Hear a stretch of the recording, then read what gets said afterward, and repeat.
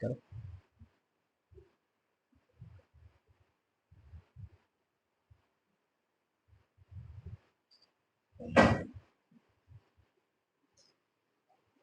नमस्कार आप सभी लोगों को। मैं प्रमोद कौशल आप सभी का वेलकम करता हूं अपने YouTube चैनल सर्वोदय इंस्टीट्यूट पर।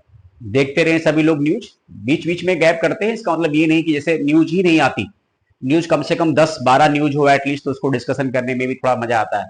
अब कभी 2 न्यूज इंपॉर्टेंट, कभी 3 न्यूज इंपॉर्टेंट। हाँ, एक अच्छी बात है कि नोबेल अवार्ड देना स्टार्ट कर दिए इन लोगों ने 8 अक्टूबर से, और आज चूंकि 14 अक्टूबर है तो उम्मीद है कि आज कंफर्म है, उम्मीद क्या है, इकोनॉमिक्स का नोबेल अवार्ड मिल जाएगा, तो सारे के सारे नोबेल अवार्ड्स आपको मिल जाएंगे। ठीक है, चलते हैं, स्टार्ट करते हैं सेशन को।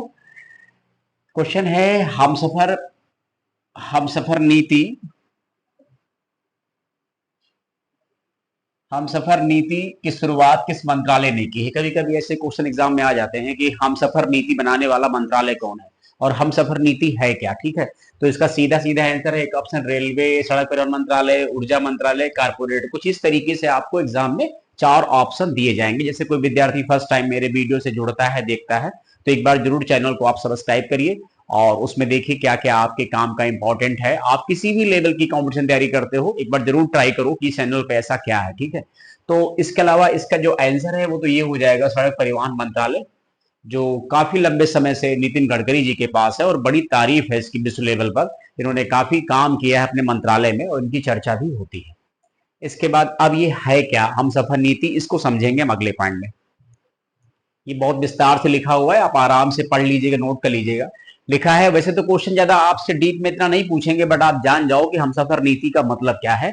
लिखा है, केंद्रीय सड़क परिवहन एवं राजमार्ग मंत्री नितिन गडकरी ने कहा कि पेट्रोल पंप के टॉयलेट में ताला लगा होना अथवा गंदगी होने पर पेट्रोल पंप को बंद कर दिया जाएगा। नितिन गडकरी ने राष्ट्रीय राजमार्गों के किनारे यात्री सुविधाएं संबंधी नई नीति, यानी लोगों को यात्रा संबंधी सुविधा देनी है पेट्रोल पंप को। अगर उनके टॉयलेट में ताला लगा मिला तो उनका टॉयलेट क्या हो, इनका पेट्रोल पंप ही पूरा पूरा बंद हो जाएगा। ठीक है, इसके बाद यहां पर पॉइंट है, उन्होंने कहा कि हमसफर नीति में पेट्रोल पंप स्टेशनों पर, ये हमसफर नीति में क्या कहा गया कि पेट्रोल पंप स्टेशनों पर शिशु देखभाल कक्ष, जो छोटे छोटे बच्चे रहते हैं उनका देखभाल कक्ष, व्हील चेयर के लिए प्रावधान, ईवी चार्जिंग, जो इलेक्ट्रिक व्हीकल है इनकी चार्जिंग पॉइंट, पार्किंग स्थल और ठहरने की सुविधाएं शुरू की जाएंगी। अगर कोई पेट्रोल पंप इन सब काम को करने में कामयाब नहीं रहता है या रिक्वायरमेंट फुलफिल नहीं करता है तो उसके पेट्रोल पंप का लाइसेंस या उसको बंद कर दिया जाएगा, ऐसा कहा गया है हमसफर नीति में। ठीक है,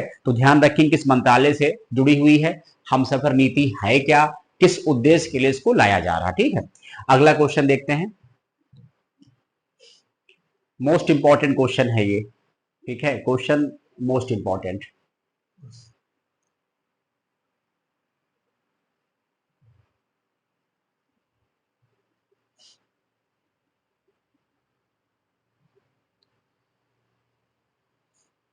लिखा हुआ है कि अभी हाल ही में केंद्र सरकार ने किस राज्य में देश का सबसे बड़ा, किस राज्य में देश का सबसे बड़ा और विश्व स्तरीय राष्ट्रीय समुद्री विरासत परिसर बनाने को मंजूरी दी है।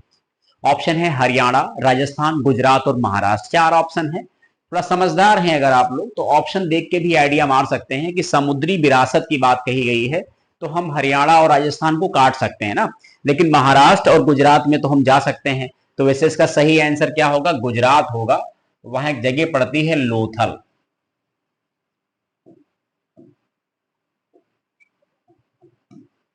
ये जब आप पढ़ते हैं सिंधु घाटी की सभ्यता तो उसी में खुदाई से प्राप्त एक स्थल है लोथल। लोथल में बंदरगाह मिले हैं, याद आया आपको। ठीक है, तो लोथल प्राचीन बंदरगाह के साक्ष्य मिले हैं और लोथल पड़ता कहाँ है, गुजरात में पड़ता है। ठीक है, याद है, कुछ कच्छ की खाड़ी के पास। ठीक है, इसके बाद क्या लिखा है, ये इसका आंसर तो ये राज्य सरकार अभी हाल ही में केंद्र सरकार ने कहा है कि एक विश्व स्तरीय राष्ट्रीय समुद्री विरासत कॉम्प्लेक्स या परिसर बनाने को मंजूरी दी केंद्र सरकार ने। कहां पर दी है, गुजरात में है, जगह का नाम लोथल है। तो ध्यान से पढ़ लीजिएगा, ऐसे क्वेश्चन भी एग्जाम में आने के चांसेस रहते हैं। इसके बाद क्या है पॉइंट,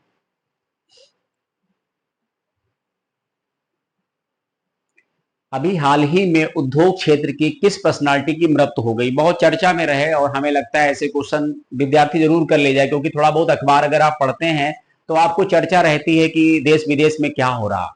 हमारे किसी राज्य की घटना, ऐसा क्या हो रहा ना, तो इसका आंसर क्या हो जाएगा, रतन टाटा, नोयल टाटा, शांतनु नायडू, उपरोक्त में से कोई नहीं। देखिए शांतनु नायडू तो बहुत कम एज के हैं, अभी मुश्किल को होंगे तो 34-35 साल के होंगे, ज्यादा उनकी एज नहीं है, तो उनका ऑप्शन दे दिया, बट वो यंग है अभी और ऐसी कोई प्रॉब्लम उनको तो नहीं है। और रह गया इसका आंसर रतन टाटा है। नोयल टाटा जो है इनके ही परिवार के मेंबर हैं, सौतेले भाई हैं इनके। और अब कहीं ना कहीं जो टाटा एक इंडस्ट्री है उसकी कमान जो है वो नोयल टाटा ही संभालेंगे। दोनों क्वेश्चन इंपॉर्टेंट है, एक तो रतन टाटा जो 86 वर्षीय में और पद्म जैसे अवार्ड सम्मानित हैं, ये हमारे बीच नहीं रहे। महाराष्ट्र सरकार ने भी कैबिनेट में प्रस्ताव पास किया है कि रतन टाटा को भारत रत्न से सम्मानित किया जाए, और उम्मीद है सम्मानित किया भी जाएगा, क्योंकि एक ऐसी पर्सनालिटी जो उद्योग से ज्यादा जिसने दान कर दिया हो, तो उसकी तारीफ ही बहुत बड़ी बात है। देखिए पूरा विश्व समुदाय उनके सम्मान में खड़ा रहा, तो ये एक विशेषता है। व्यापार अपनी जगह है लेकिन एक नाम कमाना अपनी जगह है, तो इसका मतलब है रतन टाटा नहीं रहे और इनकी जगह पर जो कमान संभालेंगे वो इनके परिवार की सदस्य हैं, नोयल टाटा, राइट, क्योंकि रतन टाटा का कोई अपना परिवार नहीं, शादी नहीं की, ठीक है। इसके बाद क्वेश्चन क्या है हमारा,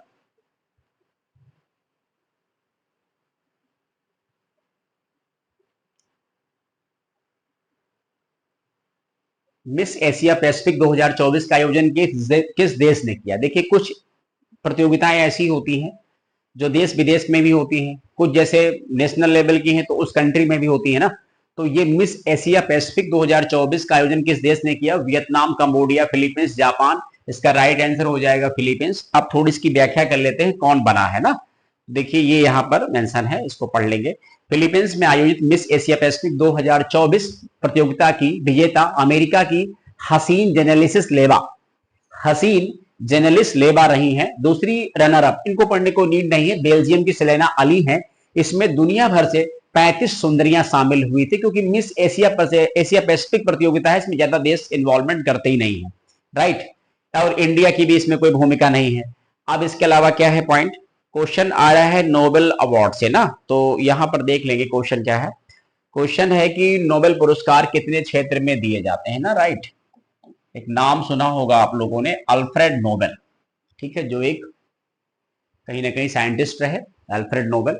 और ऑप्शन दे रखे हैं 4, 5, 6, एक ऑप्शन और कर लीजिए 7। तो इसका राइट आंसर होगा 6। 6 विषय हैं जिसमें नोबेल अवार्ड दिया जाता है। हालांकि नोबेल अवार्ड्स का अनाउंसमेंट अक्टूबर में कर दिया जाता है, अक्टूबर के फर्स्ट वीक से, और फिर नोबेल अवार्ड डिस्ट्रीब्यूट जो किए जाते हैं, अनाउंसमेंट तो हमेशा अक्टूबर के फर्स्ट वीक से ही शुरू हो जाता है, लेकिन ये अवार्ड जनरली दिए जाते हैं क्योंकि वार्षिक एनुअल अवार्ड है, हर साल दिया जाता है। तो ये चूंकि अवार्ड जो है ये दिए जाएंगे 10 दिसंबर को, क्योंकि इस दिन मनाते हैं वर्ल्ड ह्यूमन राइट डे। और सबसे बड़ी खास बात है कि अल्फ्रेड नोबेल की पुण्यतिथि है, इसी दिन इनकी मृत्यु हो गई थी, ठीक है। तो ध्यान रखेंगे ये मनाते हैं world human right, world human right, world human right day. Point clear है ना। तो अब इसके अलावा क्या खास बात है, एक बात तो ये हो गई, और 6 विषय क्या है, वो 6 सब्जेक्ट या वो क्षेत्र क्या है जिनमें नोबेल अवार्ड हर साल दिए जाते हैं। प्राइज मनी बहुत ज्यादा है, विश्व का सबसे बड़ा अवार्ड है, और ऐसे लोगों को दिया जाता है जिन्होंने विश्व समुदाय के लिए कोई बहुत बड़ा काम कर दिया। तो ऐसे क्षेत्र क्या हो जाएंगे, जैसे फिजिक्स हो जाएगा, फिजिक्स, केमिस्ट्री, मेडिसिन, चिकित्सा, 3 ये हो गए, एक हो गया इकोनॉमिक्स। तो ये तो आपके 4 सब्जेक्ट हो गए। इसके अलावा एक हो जाएगा लिटरेचर, और इसके बाद अगला हो जाएगा पीस, ठीक है। तो इसमें इकोनॉमिक्स को छोड़ करके 5 विषयों में ये अवार्ड दिए जा चुके हैं, ठीक है, ध्यान रखेंगे। और सबसे मोस्ट इंपॉर्टेंट आपके एग्जाम के लिए लिटरेचर और पीस होते हैं, इनको आप पढ़ना बिल्कुल ना भूलें। वैसे सब पढ़ लेंगे तो बहुत अच्छा रहेगा, अगर आपके पास टाइम नहीं है, कम ही समय है, उतना टाइम नहीं दे पा रहे, तो आप 2 जरूर पढ़ के जाइए, लिटरेचर और पीस, ये मोस्ट इंपॉर्टेंट है, ठीक है। तो ध्यान रखेंगे इस बार जो पीस का है वो एक जापान का संगठन है, जो परमाणु बम हमले में जो लोग रह गए थे उनकी सहायता के लिए है, और बाकी एक साउथ कोरिया की है जिनको इस बार लिटरेचर का मिला है। खैर आगे हम पढ़ाएंगे तो आप सबको इनके बारे में बता देंगे, ठीक है। चलिए देखते हैं अगला पॉइंट क्या है। इसके बाद क्या है क्वेश्चन हमारा अगला, अब यहां पर इस बार जो है ये जो लिखा हुआ भौतिकी का, ये पढ़ लीजिए आप, ठीक है। यहां मेंशन है, लिखा हुआ है जॉन होपफील्ड और जियोफ्री हिंटन को कृत्रिम बुद्धिमत्ता आर्टिफिशियल इंटेलिजेंस, देखा होगा, बहुत चर्चा में है, सुनते भी आप लोग हैं, कि विकास में अहम कार्य के लिए भौतिकी के नोबेल पुरस्कार से सम्मानित किया जाएगा। नोबेल समिति ने कहा कि दोनों को कृत्रिम तंत्रिका नेटवर्क के साथ मशीन लर्निंग को सक्षम करने वाली खोजों के लिए सम्मानित किया गया। किसको? जॉन होपफील्ड और जियोफ्री हिंटन को। अब जो विद्यार्थी इस वीडियो को देखेंगे वो इतना कमेंट कर देंगे कि ये दोनों व्यक्ति किस देश के नागरिक हैं, राइट। इनको किसके लिए मिला है? आर्टिफिशियल इंटेलिजेंस में और ज्यादा डेवलपमेंट करने के लिए। तो दो ही पूछेंगे कि किसको मिला है, ये किस देश के हैं, या इनकी विशेष योग्यता क्या है, अगर किसी बड़े एग्जाम का हिस्सा बनते हो तो। अदरवाइज सिंपल एग्जाम में यही पूछ लेंगे कि इस बार भौतिकी का नोबेल पुरस्कार किसको दिया गया 2024, क्योंकि हर साल दिया जाता है, तो कोई ऐसी प्रॉब्लम ही नहीं है। इसके बाद क्या है पॉइंट हमारा अगला?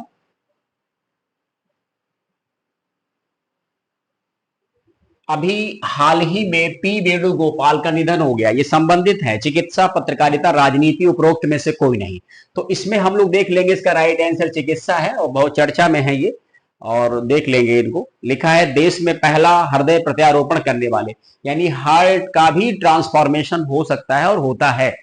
डॉक्टर पी वेणुगोपाल का निधन हो गया। भारत सरकार ने इनको 1998 में पद्म भूषण से सम्मानित किया, जो भारत सरकार का तीसरा सर्वोच्च नागरिक सम्मान है। प्रथम होता है भारत रत्न, दूसरा होता है पद्म विभूषण, तीसरा होता है पद्म भूषण और चौथा होता है पद्मश्री, ठीक है। इसके बाद अगला क्वेश्चन मोस्ट इंपॉर्टेंट है, ये आपके एग्जाम में आना चाहिए श्योर, पूरी पूरी उम्मीद है इसके आने की।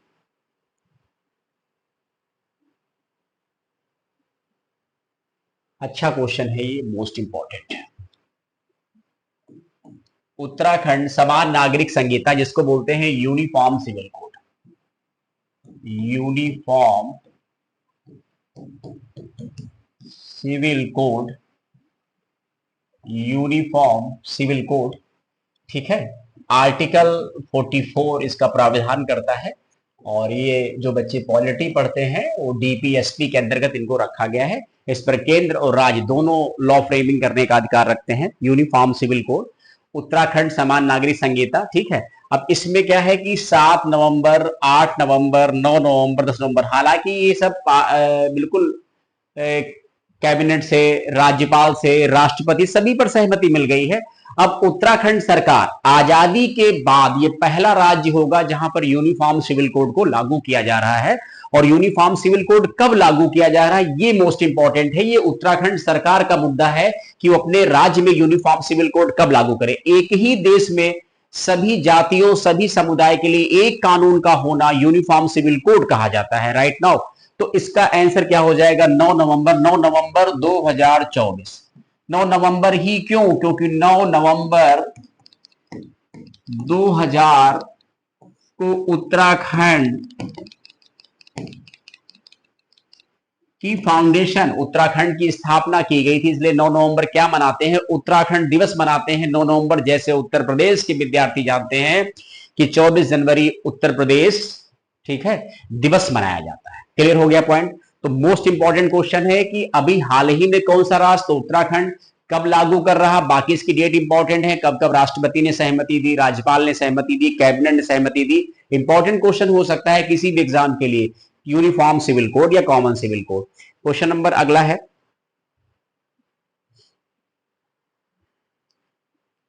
चिकित्सा का पुरस्कार,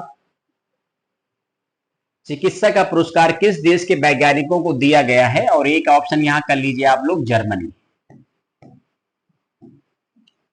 तो अमेरिका, रूस, जापान, जर्मनी, ये 4 ऑप्शन है आपके सामने। अगर आपने पढ़ा होगा तो मैंने नाम नहीं पूछा है, ये पूछा है वो किस देश के वैज्ञानिक हैं।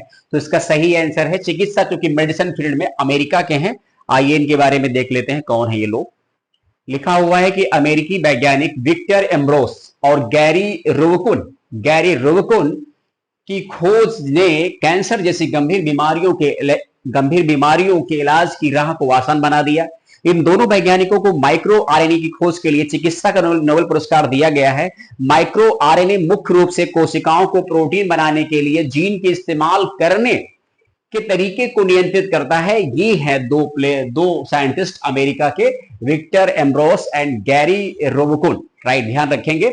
और किस प्रकार के मुद्दों के लिए मिला हुआ, ये यहां पर लिखा हुआ है। फिर अगला क्वेश्चन है question number 9, most important question है, क्योंकि शख्सियत ऐसी ही चर्चा के काबिल तारीफ है इनकी, मोदी जी ने तारीफ की है। दीपा कर्माकर का संबंध किस खेल से है या किस स्टेट से बिलोंग करती है? सी बिलोंग फ्रॉम त्रिपुरा अगरतला। और दीपा कर्माकर ओलंपिक में कोई मेडल तो नहीं ला पाई, लेकिन फाइनल में पहुंची, सॉरी मेडल तो नहीं ला पाई, लेकिन एक उम्मीद इन्होंने जगा दिया। तो दीपा कर्माकर कुश्ती, कबड्डी, हॉकी, जिम्नास्टिक, तो राइट आंसर हो जाएगा जिम्नास्टिक प्लेयर हैं। और थोड़ा इनके बारे में पढ़ लेते हैं। थोड़ा ये जो जिम्नास्टिक होता है कभी कभी जानलेवा भी होता है। ये है पॉइंट, ओलंपिक में भाग लेने वाली पहली भारतीय महिला जिम्नास्ट बनकर इतिहास, पहली भारतीय महिला जिम्नास्ट है जो ओलंपिक में पार्टिसिपेंट की। इतिहास रचने वाली दिग्गज खिलाड़ी दीपा कर्माकर ने संन्यास लेने की घोषणा की। रियो ओलंपिक में चौथे स्थान पर रहकर मामूली अंतर से पदक चूकने वाली दीपा कर्माकर का कैरियर कुछ इस तरीके से समाप्त हो गया, संन्यास ले लिया। जैसे आप सबके सामने एग्जाम्पल है विनेश फोगाट, ठीक है। कभी कभी ऐसा हो जाता है कि उम्मीद होती है लेकिन नहीं मिलता है, हालांकि जी सकती थी लेकिन नहीं, कुछ चांस बना। अगला क्वेश्चन क्या है, कोको गफ का संबंध किस देश से है? इंपॉर्टेंट प्लेयर है कोको गफ, पढ़ लेना आप लोग। कोको गफ का संबंध किस देश से है? America, Britain, Brazil, Spain. Coco Gauff एक बहुत फेमस प्लेयर है टेनिस की, और इन्होंने अभी ये गेम जीता है। तो पहले बताना है कोको गफ का संबंध किस खेल से है ना।